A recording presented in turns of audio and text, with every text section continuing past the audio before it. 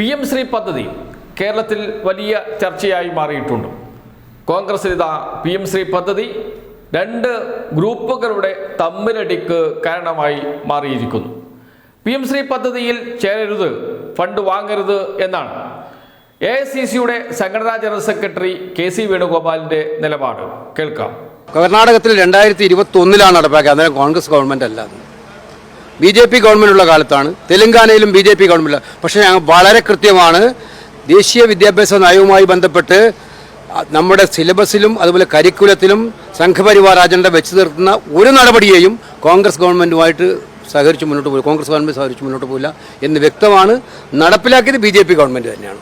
ഇനി കേരളത്തിന്റെ പ്രതിപക്ഷ നേതാവ് VD സതീശൻ ഈ വിഷയത്തിൽ എങ്ങനെയാണ് പ്രതികരിച്ചത് എന്ന് പ്രേക്ഷകർക്ക് അറിയണ്ടേ? KC വേണുഗോപാൽ പറഞ്ഞതിന് നേരെ വിരുദ്ധമായ നിലപാടാണ് സ്വീകരിച്ചിരിക്കുന്നത് VD സതീശൻ. ഫണ്ട് വാങ്ങാം, പക്ഷേ BJPയുടെ അജണ്ട നടപ്പാക്കരുത്. അതാണ് VD സതീശന്റെ നിലപാട്. ഗവൺമെന്റ് നെഗോഷിയേറ്റ് ചെയ്ത് അത് ഒഴിവാക്കി കേന്ദ്രത്തിന്റെ പണം മേടിക്കുന്നതിൽ ഞങ്ങളെതിരല്ല. കേന്ദ്രത്തിന്റെ പണം എന്ന് പറഞ്ഞാൽ മോഡിയുടെ വീട്ടിലെ പണമല്ലല്ലോ, ഇത് നമ്മുടെ നികുതി പണമാണ്. പക്ഷേ പണം തരുന്നതോടൊപ്പം അനാവശ്യമായ BJPയുടെ വർഗീയ രാഷ്ട്രീയം അടിച്ചേൽപ്പിക്കുന്ന നിബന്ധനകൾ സർക്കാർ സ്വീകരിക്കാൻ പാടില്ല. അതാണ് ഞങ്ങൾക്ക് കൃത്യമായിട്ടുള്ള പോളിസി ഉള്ളത്. PM ശ്രീ പദ്ധതിയുടെ ഭാഗമാകാനേ പാടില്ല കേരളം. ഇതാണ് KC വേണുഗോപാലിന്റെ നിലപാട്. പക്ഷേ KC വേണുഗോപാൽ കർണാടകയിലേക്കും ഹിമാചൽ പ്രദേശിലേക്കും തെലങ്കാനയിലേക്കും നോക്കുന്നില്ലേ?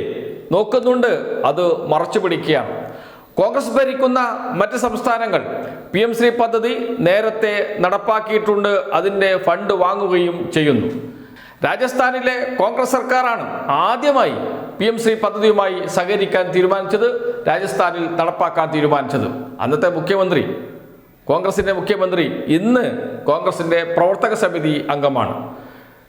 AICCയുടെ സംഘടനാ ജനറൽ സെക്രട്ടറി ആണല്ലോ KC വേണുഗോപാൽ.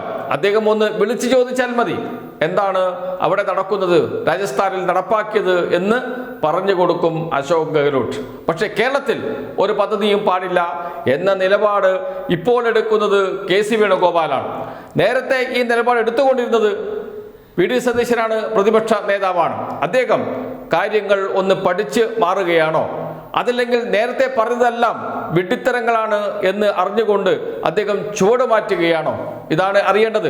അദ്ദേഹത്തിൻ്റെ പ്രസിദ്ധമായ വാചകങ്ങളുണ്ട്. കേരയിൽ പദ്ധതി നടപ്പാക്കാൻ വിടില്ല, തുരങ്കപാത നടപ്പാക്കാൻ വിടില്ല. അദ്ദേഹത്തിൻ്റെ പൂർവികന്മാർ പറഞ്ഞത് ലൈഫ് മിഷൻ ഉൾപ്പെടെയുള്ള മിഷനുകൾ പിരിച്ചുവിടും എന്ന് പറഞ്ഞത് ഇതേ VD സതീശനാണ്. ഇപ്പോൾ അദ്ദേഹം കാര്യങ്ങളൊന്ന് പഠിച്ച് മാറുന്നുണ്ട് എന്ന് തോന്നുന്നു. പക്ഷേ അപ്പോഴതാ അപ്പുറത്ത് KC വേണുഗോപാൽ അവതരിക്കുന്നു.